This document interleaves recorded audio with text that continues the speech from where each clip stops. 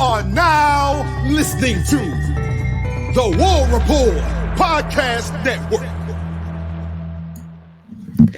What's up, everybody? Welcome back to the College Loop Podcast, episode 205 of the College Loop Podcast. I am Dylan Larck at your boy Take on Twitter, here to bring y'all an even better episode than y'all had on Tuesday because I got home very late on Monday evening and was unable to record the episode for Tuesday. So we are here, and today thus marks not only the return of Theoretical Thursday, but also the countdown has begun as there are 100 days until Auburn football starts. Probably 93 days until football actually begins. But starting today, May 23rd, there are 100 days between now and Auburn football kicking off the 2024 season. And believe me, it is a season that I think Auburn fans are really going to enjoy because right now I think I'm confidence level sitting around 8 wins. It's where I'm at.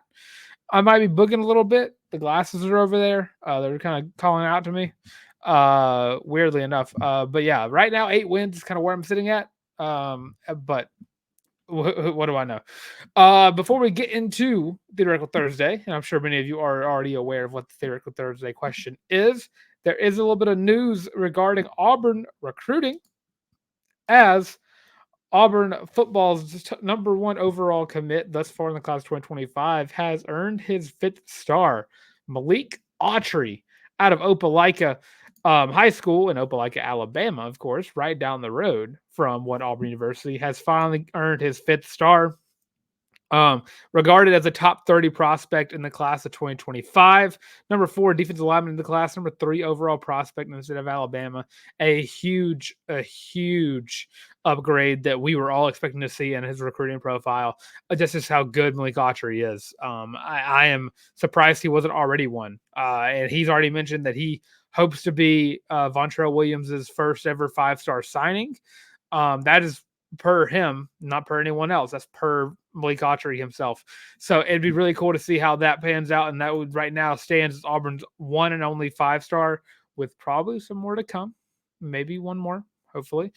At the minimum, hopefully one more. But Auburn now stands at the number 9 overall class in the class of 2025. They were 11, not like 24 hours ago. Now with the upgrade to a 5-star, currently standing at a 98 overall prospect, Malik Autry is going to be a guy Auburn fans are going to be very excited to watch play.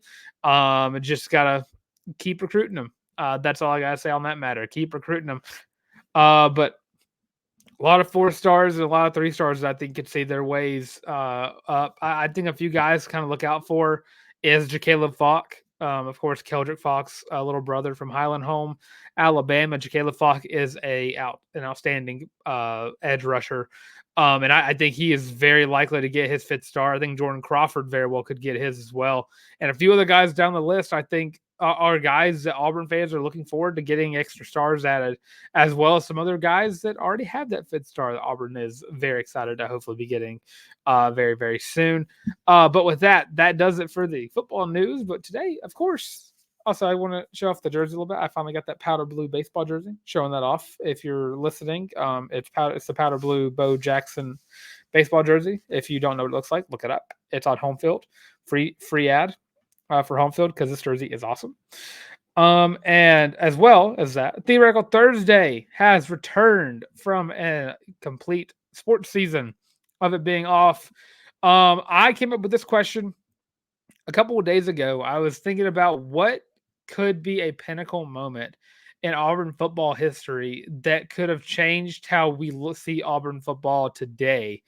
And I think it kind of transpires to the fact that if you look at Auburn was at the peak of college football in 2010, due to the star-studded quarterback that was Cameron Jarrell Newton, I think that you see that as a peak, and then you kind of see a little bit of a dip off, and then you see kind of waves of when Auburn was up and down, up and down, up and down. Because after 2010, you hit a trench in 2012. Then you hit the peak again in 2013, fell off a little bit 2014 through 2016. 2017 hit the peak again, fall off a little bit for 2018, hit a little bit of a peak in 2019, and then it's just been still waters ever since then. But to kind of look at how Cam Newton could have affected Auburn football had he probably stayed another year. I know it probably wouldn't be smart economically for him or just in general for him to have one of the greatest single season performances in college football history. In my opinion, number one, close second would be of course Joe Burrow. I think Cam Newton returning could severely change how Auburn football is viewed nowadays because Cam Newton did a lot of that groundwork himself in 2010, and I know he had. I would say he had a way better offensive line than Auburn had in 2011 in 2010 because if maybe I don't think many people are aware really. Cam Newton chose Auburn because of the senior leadership out at on the offensive line. Reasons why he didn't choose like Mississippi State and a few other schools around, and obviously whenever that offensive line left, that's kind of why Auburn struggled to get Russell Wilson. Because he went to Wisconsin because Wisconsin had the more experienced offensive line. Auburn's offensive line kind of took a little bit of a dip after the losses of one, of course, Lee Zimba, one guy who, whenever I went to the 2010 game versus Chattanooga, he saw my tiger striped face tattoo and said, "Nice face, kid." I will forever remember that Lee Zimba, as well as high-fiving Cam Newton, where I swore up and down that I was never going to wash my hands again. That has since changed. I've washed my hands several times since that moment. I even washed my hands that very day. But the thought was there for about 20, 30 minutes. I was kind of looking at my hand up in my face like Cam Newton just high-fived me. But yeah, so to kind of get started with that, kind of look towards the beginning. Of course, Cam Newton began his career at the Florida Gators. A former 5-star recruit, I believe 5-star or very, very high 4-star. He was a 5-star, yes, number 2 quarterback in his class. Cam Newton, of course, went to Florida, got in some trouble. Tried to sell a stolen laptop. Of course, everyone knows the story. Had to leave, went to Blinn College, became one of the top JUCO quarterbacks in the class. Auburn was recruiting alongside Mississippi State and a few other schools trying to get Cam Newton because, of course, it's Cam Newton. Auburn ultimately grabs Cam from the JUCO level. Of course, he comes to Auburn, 14-0 record, 8-0, of course, in the SEC. One of the greatest seasons of all time, depending on who you ask. And Auburn wins their second national championship. That's not been officially claimed yet. But you kind of look at how that season went, and then you look ahead to the next year. And 8-5, 4-4 year where Auburn had to split quarterbacks because Barrett Trotter got benched, and in walks Clint Mosley, and you try to throw Kyle Frazier into the mix, and then you have tight ends throwing the football, and you have wide receivers throwing the football. It's just a whole mess. And I have a graphic that I'll kind of go over right now. So if you look at the differences between Auburn in 2010 and 2011, so you're comparing Cam Newton versus 2 other quarterbacks. So in 2010, Cam Newton threw for 2,800 yards. Let me just be specific: 2,854 yards, passing, 30 touchdowns to only 7 interceptions. In 2011, Barrett Trotter and Clint Mosley, and of course Kyle Frazier, combined for 2,018 passing yards, 16 touchdowns, and 11 interceptions. Rushing yards is where this gets staunchly different, I will say. Cam Newton rushed for 1,400 yards in 2010. The quarterbacks for Auburn in 2011, 308 yards, most of those coming from Kyle Frazier, rushing as the third-string quarterback. Rushing touchdowns, 20 for Cam to 4 for 2011. And, of course, that combines for an 8-5 season, 4-4 in the SEC in 2011, and, of course, Cam Newton, of course, winning the national championship. So kind of looking around at Auburn then and now, or not then and now, but then at 2011, Auburn had a pretty awful pass defense in 2010 as opposed to 2011. So in 2010, Auburn gave up over 3,600 passing yards in 2011 and in 2010. 2011, Auburn only gave up 2,800 passing yards. And you look at the rushing yards, 2011 definitely had the better rush defense, only giving up 1,500 yards on the ground. Of course, that's what happens. You have a guy like Nick Fairley, and then Auburn giving up almost 1,000 more that next season. So Auburn's defense did take a hit from the NFL draft and a few other players leaving, and players that have left that 2010 team was Nick Fairley, Zach Clayton, Antoine Carter, Josh Bynes, Mike McNeil, Zach Etheridge, and Damon Washington, all starters that left from that 2010 national championship team. But other than that, the offense didn't get worse. Talent-wise, Michael Dyer returned. Ontario McCaleb was there. He had kind of a weapon in Kyle Frazier, who I think probably got in a little bit too early. Receiving-wise, you returned Emory Blake, who kind of shined in moments behind Terrell Zachary and Darvin Adams and a few other guys, especially like Cody Burns, who had a pretty meh season 2010, but he did have a lot of hype moments. One, of course, being, I guess, his one touchdown that he had in the national championship game, that first one where he kind of jumped up and threw his knee forward and reached out. But Cody Burns did, in fact, rush, and he did. I think he had a rushing touchdown, a passing touchdown, and a receiving touchdown that year. So that's very cool. Outside of Darvin Adams, though, Emory Blake, I think, kind of passes for your number one guy, though. And the question does kind of remain, if Cam Newton does stay another year, does Darvin Adams stay another year? Darvin, of course, being, I believe, I think Sammy Coates was about a couple yards short. But you go back to 2010, Darvin Adams, 963 yards, which is 7 touchdowns. Cam had true threats. Emory Blake had 554 yards, 8 touchdowns. Terrell Zachary, 605 yards, 4 touchdowns. Philip Wesson-Kirkland only had 185 yards, but he had 5 touchdowns.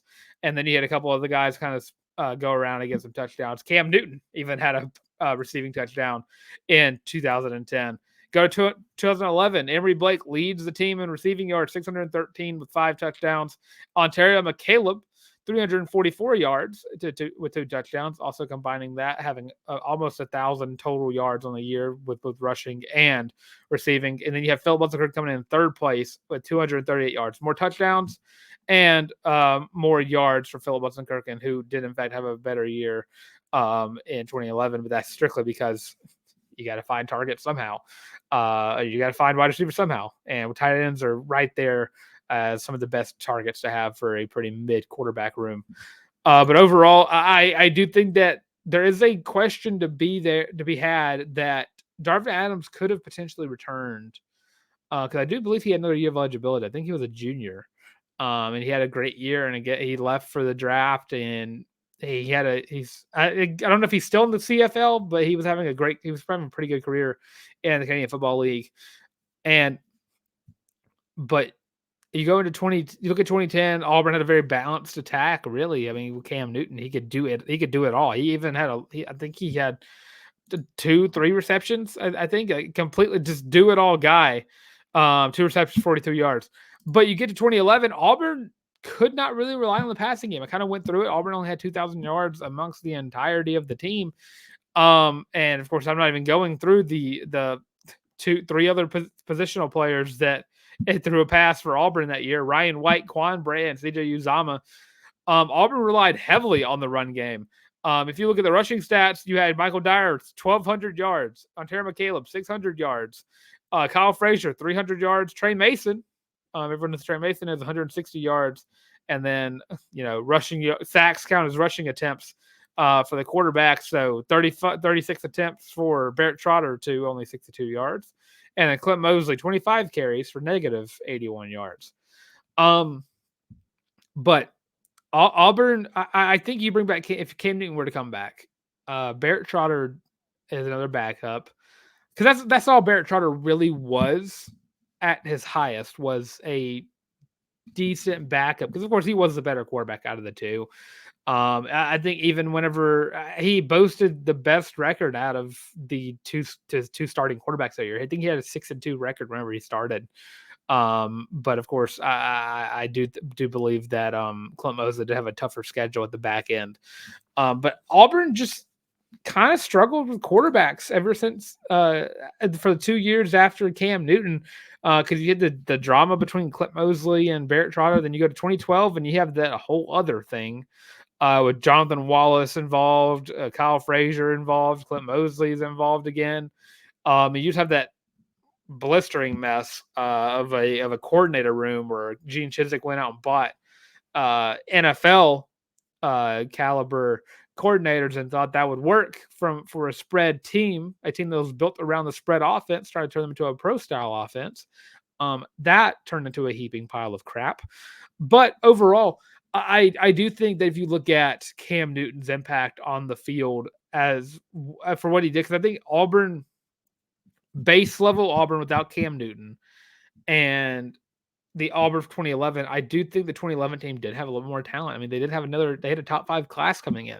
The class 2011 was top 5. It had guys that a lot of Auburn fans are going to know very well: Reese Dismukes, Quan Bray, Chris Frost, Kyle Frazier, of course, Greg Robinson, Gabe Wright, Robinson Threezy, Brandon Foles, CJ Uzama, Sammy Coates, Angelo Blackson, Jermaine Whitehead, Jalen Denson, who did have a couple of decent games, of course, Trey Mason, Justin Garrett, and that pretty much does it for all the guys that Auburn fans truly are going to know, because those are guys who were big time help in that 2013 national championship run. So the talent level that's coming in from 2011. Of course, that year kind of hindered Auburn's recruiting, because the next 2 years Auburn didn't have a top 5 class. It had 2 top, and an 11, and it had a 10. But if you bring in Cam Newton, you put Barrett Trotter behind Cam another year. Clint Mosley is a 3rd string quarterback, and then you red shirt Kyle Frazier. Because of course Kyle Frazier had a lot of talent. Of course he was a 4-star quarterback. So he had the talent there. And he was very hyped up. He was probably one of the I don't think Auburn fans really remember how hyped up Kyle Frazier was as a recruit. And if you do, I salute you, because I remember thinking Kyle Frazier was going to be the greatest thing ever. Whenever after Cam left, because I thought he was going to be another Cam Newton and kind of start that trend. Because again, I thought the same thing of Jeremy Johnson, but I will say I will never speak negatively about Jeremy Johnson. That's never going to happen. I do not take any Jeremy Johnson slander. But if you give him another year, give him some time to develop, you have Gus Malzahn for another year. I think Auburn. I don't know if Auburn wins a national championship with Cam Newton. I'm not too privy on that fact. I think that Auburn doesn't lose 5 games. I think if you look at the season as a whole, Auburn lost to Clemson, Arkansas, Louisiana. I almost said Louisiana State, LSU. You lost to Georgia, and you lost to Alabama. Looking at the schedule, that was a good year for LSU and Alabama, and of course Georgia as well. I don't know if you beat. I think you beat Clemson, and I think you beat Arkansas. I want to, because Auburn lost the LSU, Georgia, and Alabama game by I want to say a grand total of 132 to 31. Auburn did not put up a lot of fight in any of those games, and I do think Auburn had enough talent to compete in those games, but they didn't have the offense. In the loss to Arkansas, they had a pretty decent offense that game, but then you go to the Georgia game, 224 yards. You only had. I'm looking at the defensive side of the ball. Sorry, I'm looking at the wrong daggum thing. Lost to Arkansas. You had 104 passing yards. You had 300 yards rushing, because that's all you could do. Lost to Clemson. You had 198 yards and a touchdown when you had to rush for 230 yards. LSU's loss, 161 yards, no touchdowns. And of course, you had 87 yards on the ground, because the LSU defense that year was very stout. Auburn had 2 turnovers that game. Just a lot of turnovers. Auburn had 21 turnovers that year, which is not good, and only forced 23, which the defense was really good that year. For what it's worth, I think the defense that year, outside of Nick, if the 2011 would have had Nick Fairley another year, I think Auburn would have won the national championship again. Just because that might be another what if scenario. But overall, I think Auburn doesn't win 14 games again. I would say that because we saw Cam Newton get slowed down because of the rest of the talent around him. And Alabama that year was really good. That defense was stout. Georgia was really good because they were a step away from being right there with LSU to win again to go against LSU in the national championship. But all I do is beat LSU. But I guess that probably would have knocked them out of contention regardless. And then of course LSU was in the national championship that year. That was, I believe that, I'm pretty sure that was LSU Alabama, because the next year would have been Alabama Notre Dame, and another year that Georgia probably should have been in it, but choked in the end. Haha. But I do think Auburn does have success in 2011. I don't. It's not gonna be 8-5. Surprisingly enough, Auburn still won a bowl game that year. That's something weird to think about because that doesn't happen very often anymore. I do think Auburn does in fact they win. I think they win 3 out of from those 5 losses. I think they go 10-2. I think they either lose to LSU or they lose to Georgia. I they and Alabama. I guess that's so tough. I give Auburn kind of a little bit of an edge over Alabama. They don't not lose 42-14 whatsoever. But the fact that Auburn lost 42-14 at home, because that would have been the first, that would have been the only ever Iron Bowl for Cam in Jordan-Hare Stadium. So part of me wants to give Auburn the slight edge in that contest because I think that the team was talented. I remember that loss as more competitive kind of than the next year's, which not really saying much because they were both blowouts.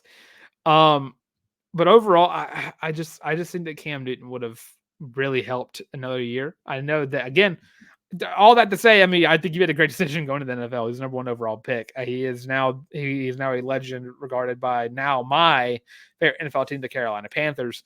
Cam could have changed the outlook completely on the team. I don't know if him staying another year would have meant another year of Gus Malzahn. Ultimately, it had been probably, if a 10-2 season would have probably given Gene Chizik an extension, where he probably would have lost that by 2013 or 2014. And then you don't know where that plans out, the whole go back to Gus situation, because ultimately I think Gus was always deemed as the next coach, the coach in waiting. As soon as Gene Chizik is gone and walks Gus Malzahn, I think I said that weird. As soon as Gene Chizik walks out the door and walks Gus Malzahn, I ultimately think that was bound to happen regardless. That was always going to be the case. It was always going to be after Gene, it's Gus. I think if Gus kept Cam another year, and I say that meaning if he would have convinced Cam to stay another year, Auburn's the winner of the national championship, but they do finish very highly. I think that Gene Chizik gets a extension probably, as well as Gus Malzahn probably gets a better job than Arkansas State. And then again, he did succeed at Arkansas State. But I keep saying but ultimately a lot. I do think that Gene Chizik would have been gone at this point probably by 2013, 2014. It would have pushed the whole Nick Marshall thing out of the way. If Cam Newton probably stayed for the year, Auburn probably never got Nick Marshall. Kick six never would have happened. Pray at Jordan-Hare never would have happened. Kind of begs for everyone to wonder what exactly would happen to Jeremy Johnson. Does he stay with Auburn? Because Kyle Frazier would be the quarterback in waiting after Cam for 2012. And if he had another year to develop, I don't know how well I don't think Gus is that great of a quarterback developer, but him sitting behind Cam a year wouldn't have hurt. That pushes him back, and then in walks, of course, in the 2013 class, Jeremy Johnson would walk in, kind of sit behind Kyle Frazier. And then you kind of see how the quarterbacks develop at that point. But I think ultimately that word is going to kill me. I do think that Cam made the right decision. I don't think it would have altered too much because ultimately, oh my Lord, it ultimately count. I can't even think of another word for ultimately. Auburn would still have had the downward slide of Gus Malzahn eventually leaving, because Gus Malzahn made that 2010 team happen more than Gene Chizik did, and I think a lot of y'all weren't around for the argument me and Harrison Tarr had about why Gene Chizik was not a top 5 quarterback in Auburn football history, just because he was a head coach on that national championship run. I think that another year would have pushed back Gus Malzahn coming back to Auburn, because that would have mean Gene Chizik got an extension and Gus Malzahn wouldn't be there right now. And then that'd throw everything out of whack. But yeah, Gus Malzahn eventually would have been the coach regardless. But Cam Newton, I don't think would have brought another national championship to Auburn, but I do think he brought another fun year. What do you think in the comment section or the live chat below? What if Cam Newton returned for 2011?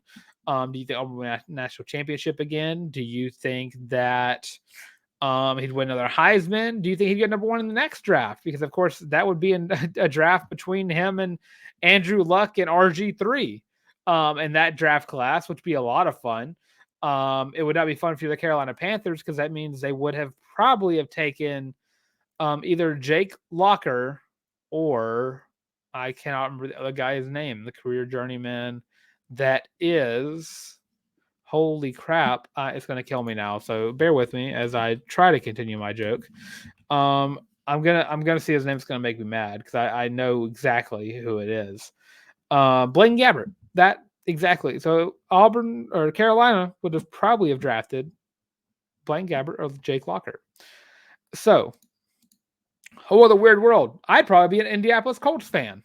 That's probably where I'd be right now because I believe that's who took number 1 overall pick, if I'm not mistaken, 2012 NFL draft. This is now turned to an NFL draft show. Sorry for the clicking. Yeah, I'd probably be a Colts fan or a Washington Commanders fan, depending on where Cam would go. Next quarterback there would also be a Dolphin. So, yeah. The What If series could also affect where I was a fan. I probably wouldn't have a bunch of Carolina Panthers jerseys. I'd probably be a Colts fan right now because I do think Cam Newton was a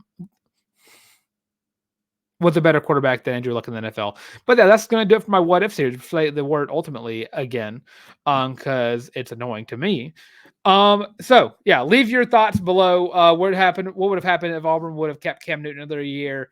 Again, just all the questions I asked earlier. But before we move on to the rest of the show, and before I say the word again, because I swear I'm going to say it again before the show ends, I'm going to show y'all the commercial, and then I'll get into the rest of the ad read, and then we'll wrap up the show with some softball and a little bit of golf. So I'll be right back. Are you tired of having to rummage through just clothes after clothes after clothes looking for something to wear?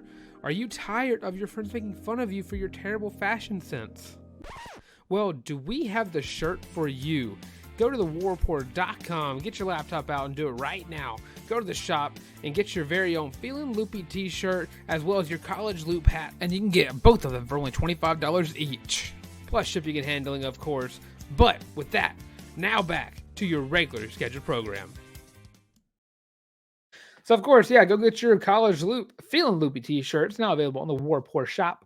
And, of course, get your College Loop hat as well. Also available on the War Report shop. Both those are $25 each. $50 total. Completely worth it. Father's Day is just around the corner. And what better way to show that you love your father figure in your life by getting them their very own Feelin' Loopy t-shirt, as well as getting them the Feelin' Loopy dad hat, and as well as getting the merch. There's also other ways you can support the show as well that don't cost you a single dime. There's liking the video, there's commenting on the video, of course, there's subscribing to the channels, and rating us 5 stars on whatever streaming platform you're listening to right now. Of course, the subscribe button doesn't cost you anything. We're almost 800 subscribers right here on YouTube. That's so cool. That's awesome. That's only 200 away from 1,000. That's even awesomer. And of course, as the season gets closer, of course, if you're listening to this on Thursday, as most of you should be, 100 days till Auburn football starts, 93 days till college football starts. And then it's going to be a whole other ride to go throughout that season. Because, again, hopefully, I think Auburn's in for a great year. If you're okay with 8 wins. If you're not, you're a psychopath and something's wrong with you. So, yeah. Now to go from being happy about Auburn football being 100 days away to being kind of depressed about how Auburn's softball season ended. I didn't even talk about this on the Monday show, on the Tuesday show. Sorry, Monday recording. Um, yeah, Auburn season ended in Tallahassee, Florida, in an embarrassing fashion. It just absolutely sucked. Nothing is worse than watching a sporting event, watching a sporting event, than watching a team melt down live. That was the worst inning ever. I believe it was the 5th inning or 6th inning, one of those 2 innings that happened 2 days ago. Bear with me. 3 days ago. 3 days ago. 4 as you're watching this. Yeah. All weird coaching decision to take Shelby out of the game because she wasn't pitching bad at all. Couple of errors in the outfield, and I guess one by her kind of took her out. Maddie Pinta just a couple hours out from pitching 220 pitches in the game that ended at 2:00 in the morning. And definitely someone whose arm you should probably keep, that's not in pain. If Auburn were to clinch the win and have to go into an all or nothing match, very weird game. Emma Wolf came in for relief after Maddie Pinta and pitched very well too. And almost said it again. And thus ended the seasons for Auburn softball and the careers of Shelby Lowe, Maddie Pinta, and Michaela Packer. Just a sad way to go. I teared up a little bit watching it.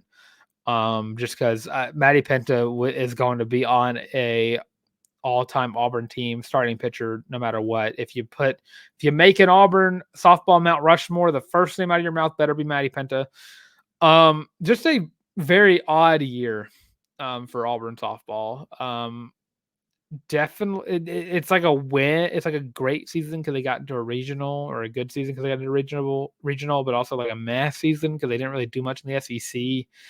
Very weird year. I'm going to be interested to see how many girls, if any, enter the portal with the departure of Mickey Dean, even though he will be around in the program anyways. Yeah. But I'm going to be interested. It'll be very interesting because I think Kay Cameron McCrary's already said that she'll be back. I think Amelia Leck has also said she'll be back. A few girls have already came out and said they're going to be returning. But bear witness to see how many actually. I think you got to wait till the staff gets put together and then really gauge it then. I'm just so interested to see how this offseason goes for both Diamond Sports, because of course baseball season ended as well as the tournament's currently going on for baseball. They're doing 2 first bases, which I think is kind of cool. Auburn not involved. Their season's over.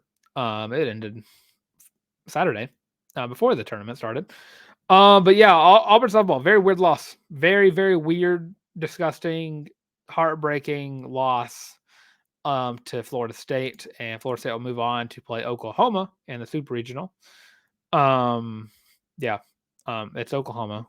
Whoever won the Florida State Regional is going to have to play Oklahoma, and whoever plays against Oklahoma is not going to be around for the next step of going to Oklahoma City. That's just how that goes. It's Oklahoma. It's like meeting Tom Brady in the Super Bowl and your name's not Eli Manning or Nick Foles. That's what that's like. But yeah, weird season. I'll probably grade the seasons. I could do it now. I don't have it completely ready for me right now. Sunday show. I'll grade baseball and softball seasons. But Auburn golf, women's golf has ended their season. They lost in the national championships to Stanford. Lost 4-1. As that goes. Shout out Megan Schofield for getting Auburn their lone win against Stanford. And men's golf, Jackson Coyven won the Ben Hogan Award, which in my understanding it means he's the top golfer in the country. He won that as a true freshman. I believe it said he's the second true freshman to ever win it.